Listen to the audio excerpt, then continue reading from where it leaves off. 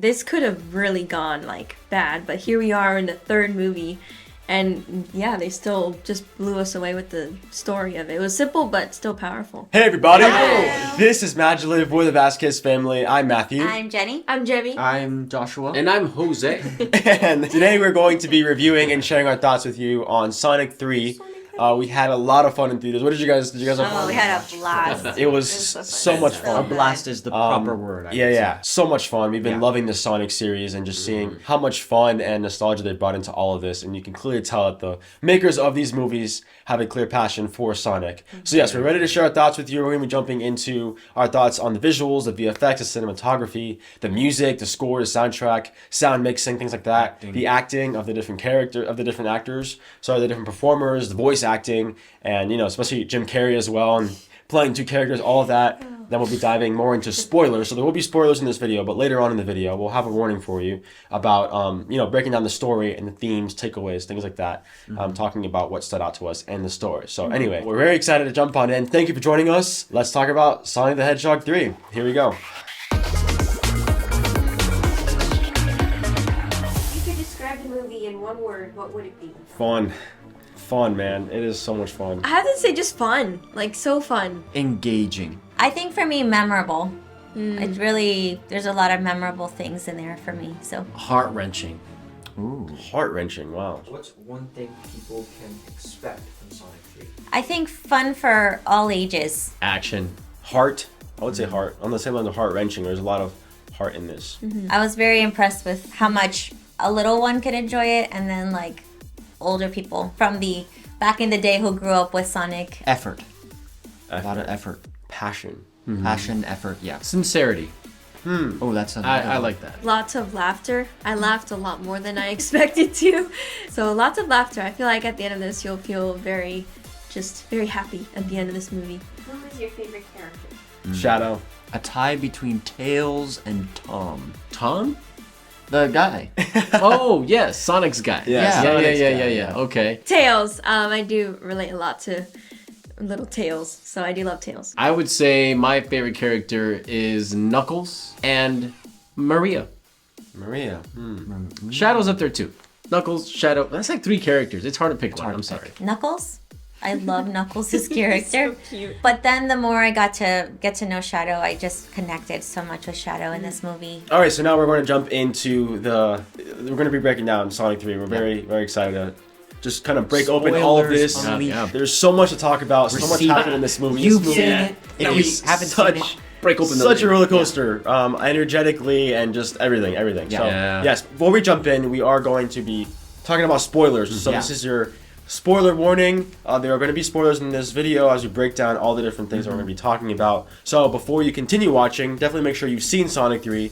Go to the theaters. This is definitely a movie you want to If see you on haven't big seen screen. it, it's sad. Go see it, please. Yes, go watch it. Don't spoil this for yourself. Don't spoil this for yourself. It's definitely Yeah. worth watching in theaters. Right. But if you have seen it, we're happy that you've joined us. We're excited to jump into this. All right, so we're getting into visual effects. Matthew, Yes. talk to us about what you saw, man. And obviously, we are saying go see it, but why? What's so cool about visual I mean, effects? in this one? immediately, we saw an interview of Keanu Reeves and Idris Elba talking about the fights, and this being some of the best animated fighting sequences that have been out ever in terms of like these kinds of characters and what they can do. And I definitely agree that this is some of the best stuff in terms of a movie and what you can do with these kinds of characters, where they blend so well with the world. I mean, every shot is just popping with color and personality.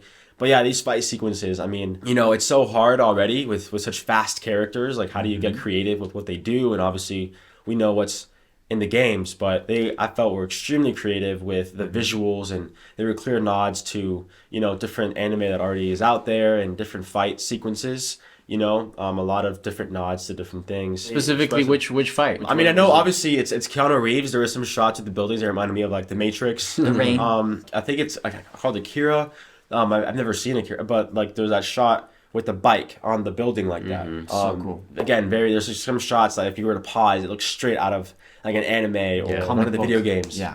So that was very, very neat to see. And then, there were those space fights towards, Act 3, which we saw a little bit of in the trailers. The full scheme of that, I mean, Sonic and Shadow fighting each other, fighting with each other, again, sensational. I mean, there's one way where it can look super kind of gimmicky and cartoonish when you kind of bring it into the real world. Like, how do you do that, right? And they found a really brilliant way of making it still look realistic in that it's grounded in how it could come into the real world.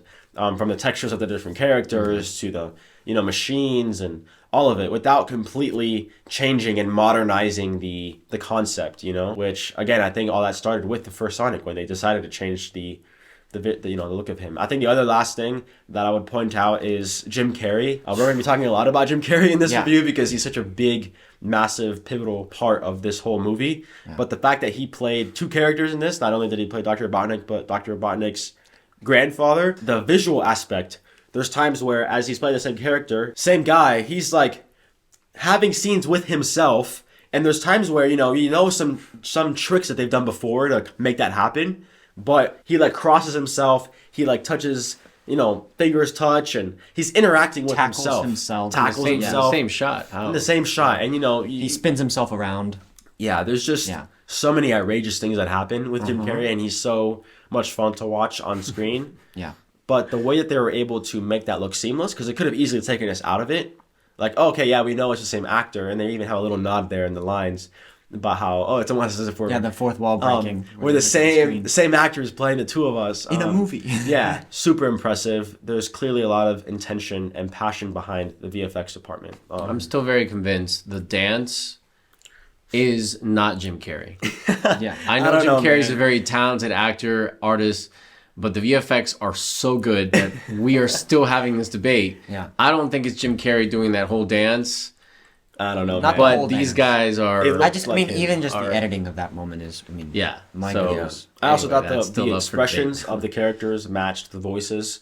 So overall, the VFX were fantastic. And now moving into music and soundtrack, Josh, I know that was the big thing you stood out. You always hear the little nods to the video games or different things. How did you feel about not only the music, but just the sound of the whole movie, all of that? How did you... Well, it was interesting because I feel like with this film, there was a difference to the other two. I feel like orchestrally, there was a lot of hints in Sonic 1 and 2 to the previous games, the piano version of Green Hill Zone by Jean-Baptiste, and just little hints and sounds that were very similar. But I feel like with this one, there was a lot more of a capturing of the tone of certain characters. And it really was it was incredible to see, and it really did activate the heartstrings and the excitement, especially with the rock music that plays when Shadow and Sonic are just battling it out, when they're battling the robots together. Also the music that happens when there's flashbacks. I love the integration of certain songs into the soundtrack. Especially that moment with Maria and Shadow, that vinyl spinning, and that activating the flashback, and then the moment that the song stops, there's a sadness in the void of emptiness. Even though it was a sentimental and happier song, the absence of that song was cleverly done, and it feels very seamless. It doesn't feel like they just put it in the movie. They had it be a part of the story, a part of an action that Shadow does. Same with the picnic, same with when they're infiltrating the base, same when Eggman is dancing with his dad, just things like that. His grandpa, sorry. When they're dancing together, that galvanized song is just very Eggman, and it worked so wonderfully. And I think the music was super, super incredible and really well done. Moments that I feel like they could definitely work on. They did a fantastic job doing the sound mixing, and whenever the hedgehogs would collide or punch or would just interact with the sound world. Design, yeah. The sound design was really clever in that sense and making them very tangible. I think the only thing that maybe going into a Sonic 4 would be maybe having more awareness as to what's going on in the environment. We were talking about how there's it's a bit too clear sometimes what they're saying, especially with Sonic's lines. And it's, again, wonderful performances. I just think maybe it's in the mixing. Some actors were better at this than others. It's no offense, truly. Everyone did a fantastic job.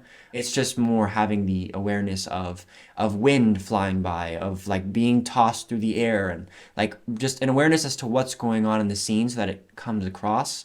that all those things are meshed together. But even still, I mean, it is also, to be fair, a kids movie. So you want to be able to hear every line, and I feel like, you know, having a kid drawn in by the actor's voice is an important part as well. So it's understandable, but I do feel like there could be some improvement in the voice blending with what's going on in the scenes. It's more technical, I feel, right? Right, which is more technical. So I That's do a very post-production kind of thing. Right. But it could also be performance-driven. It could be performance driven, right? So it's definitely, again, a wonderful job done here. I think to elevate it even more is to have some more awareness of all of that. Like someone like a Keanu Reeves, who's done, you know, the after audio of a lot of action films. He had very good awareness as to what his body was doing, as to how Shadow would sound when he's angry, when he's being tossed, or when he's yelling while he's flying at something. When Right. Sonic is chasing him When the first Sonic time. is chasing him for the first time, like Sonic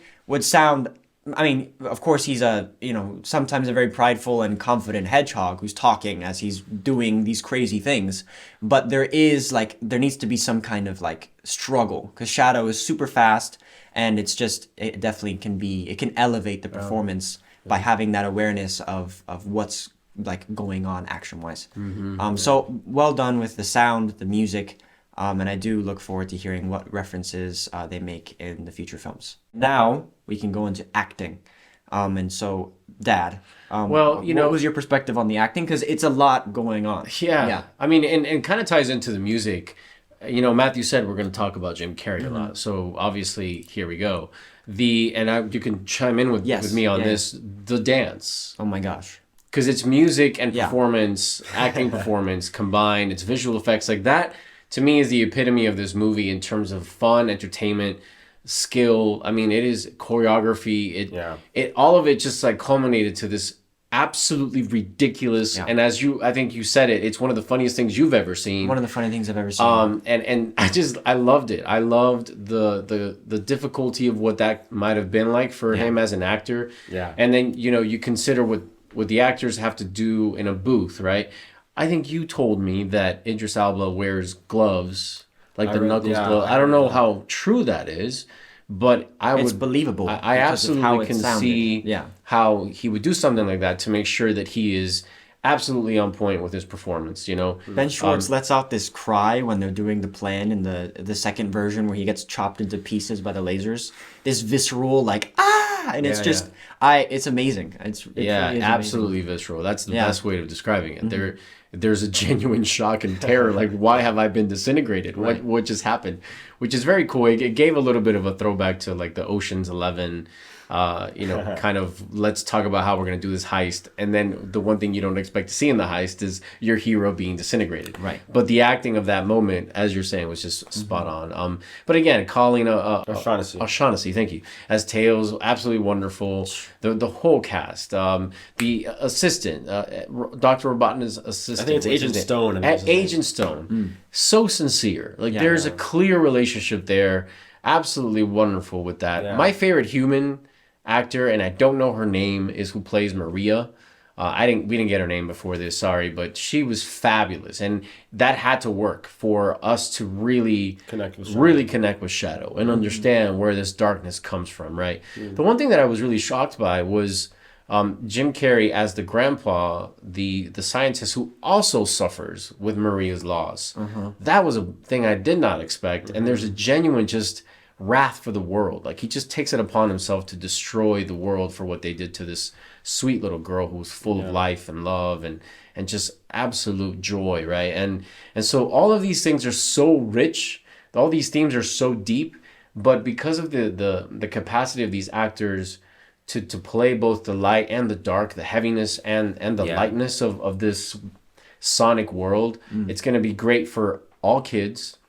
Might get a little spooky sometimes with the shooting and things. So, if you got little ones. But not nearly as spooky as it can be. Absolutely. Yeah. But that, I think, is because it's balanced with a lot of fun and heart and a lot of really cool action and a lot of great colors. So, I mean, all in all, I think the biggest thing, my biggest takeaway is there's a lot of love for this series. You can feel it. Yeah. And like you said, sincerity, because like you said with the grandpa and Agent Stone, and there's a lot of characters that you could just play the caricature. Right. Even though it's a kids movie and it's animated, they found that balance where they still kept it sincere. There was moments where Jim Carrey got emotional, and instead of playing like the emotional, ironic crying, it was genuine, like, oh my gosh, I'm seeing my grandpa. I thought I had no family. And Agent Stone thought that, Dr. Robotnik was dying. So that kind of sincerity we felt. So Yeah. And even amongst the voice actors in the moments where, Tom is injured, just all those things. And I think just the simplest note of believing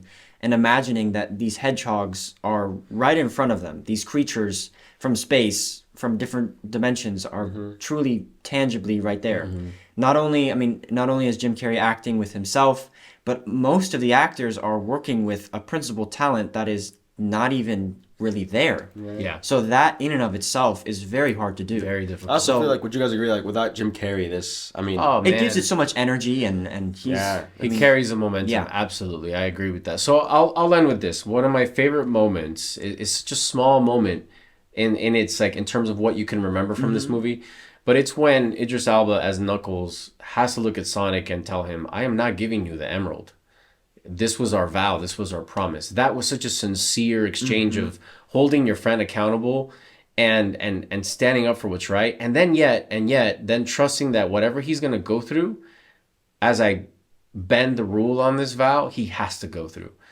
And man, that takes the movie to a whole new level where Shadow and him have to collide literally. In a beautiful most way. epic way. Oh my gosh. And so I think that it's just so well earned. The epicness of this movie is so well earned. It starts off very light and then we end there. And it really... And very fast too, point, right? yeah. The catalyst point is that Knuckles moment, and that's my favorite moment. Yeah. So those were our thoughts on, again, visuals, music, acting. We're now going to turn it over to the ladies and let them share more about the story, the arc, different things that stood out, the themes, the takeaways, to kind of wrap this thing up. But yeah, we're going to pass it on to them. All right, so now we're going to get into our little segment. We talked about the VFX, the music, the acting. Now we will talk about story and also the themes, what we've learned from this. So, Mom, what stood out to you with the story of this? Okay, so let's see. So connecting to this story was very easy. I think the fact that growing up I've known of Sonic and we've played the games of Sonic, we've played with the kids Sonic, it's easy to connect in that way. It's like they do such a beautiful job of making Sonic so tangible, and like I think it's easy to connect to these characters, and I think every single one of them has things within them that you could relate to in your own life. So you could easily connect to one. Like Jemmy and I said, we like certain characters because we felt connected to them. Some of the favorite elements that I would say for this movie, the connection of like friendship, the way that they had to work together. There's like this main conflict or issue or several, and then there's so much life and story within that's more of like their journey and their story, and their humans come in for a little while, but then they kind of disappear, and then we focus on they Sonic kept it and like friends, so cleverly simple, right? Like this could have really gone like bad, but here we are in the third movie. And they still just blew us away with the story of it. It was simple, but still powerful. Yeah, because a lot of times they make more and you're worried that it's going to flop because everything else has been so good. And I love how they started the story where Sonic started. And it was like him looking back at his past and reflecting on how he adapted to his life and how he made the best of his situation and his journey of friendship and family and loss. And then we meet someone who's gone through similar things, but yet had a different outcome. Yeah, and it was like a beautiful way to bring him in and to bring Shadow. I honestly didn't know that about Shadow, like how similar, like the way they were able to really connect Shadow and Sonic, and for that to be such a great parallel. Because you wonder, right, with this being the third movie, it's like, how are they going to really take it to another level without obviously overcomplicating things, because you do need to balance like the audience and the tone of the whole story, but they just did so well with it, with Sonic and Shadow. And they have like different layers because we also get to know Eggman and him too. His loneliness and his need for a father figure and his grandfather and everyone's need for friendship, for family, to belong to something, to find community. I think we all need community. That's definitely one of the things that stood out, is you definitely show the parallels of friendship, the power of family, and of teamwork, right? Of working together as a team. Yeah. Sonic created this family, you say, whereas Shadow, the only family he knew was gone, was broken. And one of the people that he thought was, kind of his family was wanting to destroy all of humanity. So it's not, the greatest role model to have. Yeah, and then something we talked about as a family was like, in the movie, the beginning of the movie was very like quick. Like we got to know we saw the humans again. We saw all of them together and their friendship and where they're at today. And then bam, they threw us into this action-packed, dynamic story. And I love that because I feel like they really honored Shadow and his story and his journey, and they gave us time for that. Like they didn't waste time at the beginning giving us fluff about other things. Like they wanted us to truly know Shadow and feel for Shadow and get to his whole journey and his whole process. And that's what happened in the last movie too. Like every new character they bring in, they really iron them out and they allow us to really get to know them and love them. And then the next movie they bring in another one. And another one. You can't wait to get to know more and more about them. I know we talked about action sequences and fights and Super Sonic and Super Shadow, and we were like bouncing in our seats, especially my Sonic fan, my hubby.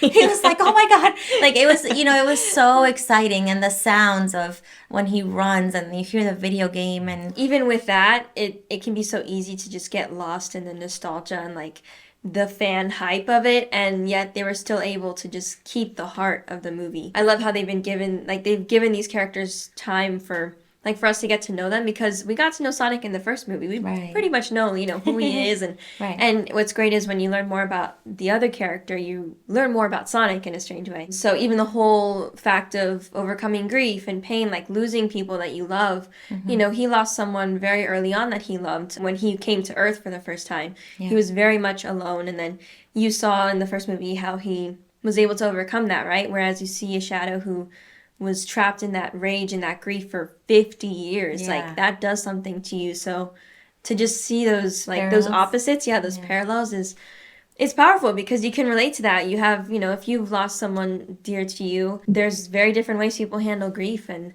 some are more positive and others are they're still left in the pain of it.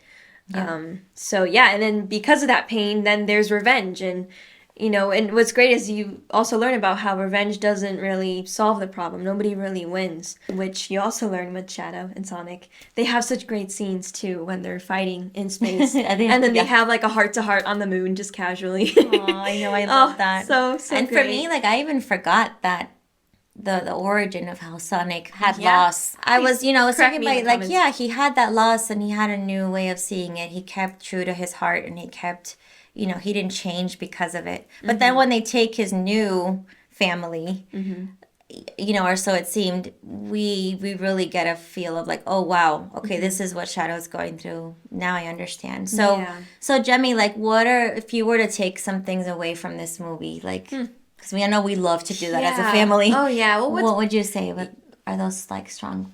I would say, for sure, obviously, like I've said before, with family, just the strength and power of that, how important that is. I love, there was something that they kept saying of the light still shines even if the star is gone, where it's kind of like that vessel of hope. Even if your heart gets broken, right, if you lose someone that you love, there's still a glimmer of hope. There's still light, even though the star is gone, right? Even though something so precious has disappeared, there's still a light there. So it's there's still something there despite there being loss. Entering this new phase in your life where you do have to, overcome the grief that you have experienced from losing the people that you used to know, that you loved, which is what we see Shadow go through this whole movie. Yeah. To really just focus on that vessel of hope. And I love Maria was the name of the girl. Oh, she was. I love the name too, by the way. The whole vessel of hope, and Mary, you're in the Christmas kind of time of year, and just that vessel of hope, and the star, right? Even if the star is gone, the light still shines. Something kind of religious to that, interestingly. But anyways, it's just, I loved also the character Maria was able to ground Shadow. So there's just so much heart in here, and just overall, I definitely love that quote. I feel like writing it down somewhere. The light still shines even if the star is gone, because that's something we all need to hear in whatever season of life that we're in. Because it's important for us to know that life goes on. We need to keep moving forward. If we still have life and health, we just got to keep going. So yeah, guys, that was our thoughts, unless you had anything else to share. No, I think we should wrap this up. Yes, but I think, do you want wrap to it talk up. about the little Yes. sneak peek into Yes. the new what's coming? Very much looking forward to a seemingly probably Sonic 4, which is wild. Had a very exciting cameo at the end. I squealed. I was going to say squeal, but I was like, I don't know if I should say that, but funny, you said but it. I literally did, so I don't know how else to describe it. We got a cameo from Metal Sonic, and then Sonic was magically saved by Miss Amy Rose. So she has officially entered the Sonic cinematic universe, I guess is what it's called, which is kind of funny to say. So I'm very excited. She's definitely one of my favorite characters. And who's going to be the voice? I know, Like, that's the who? coolest part. Who's There's a coming? mystery, because she was quiet in the whole end credits, so I wonder if they've yet to announce who's going to be Amy Rose. But again, new character. How are we going to learn about her? Where is it going to go? What's her story? What's right? her story? So we're just so excited, because this is already movie 3 and they've yet to disappoint. So there is only hope and excitement, and we're looking forward to it. So let us know what you guys thought of the movie in the comments.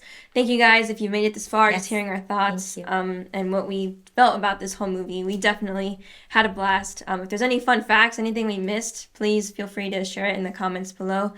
Be sure to subscribe. We love doing this stuff. This is stuff that just brings us so much joy, and we love to share it with you guys. So yeah, stay tuned for the next one. Go out there, spread your light, and have a magical day. Thank you so much. Bye. Bye.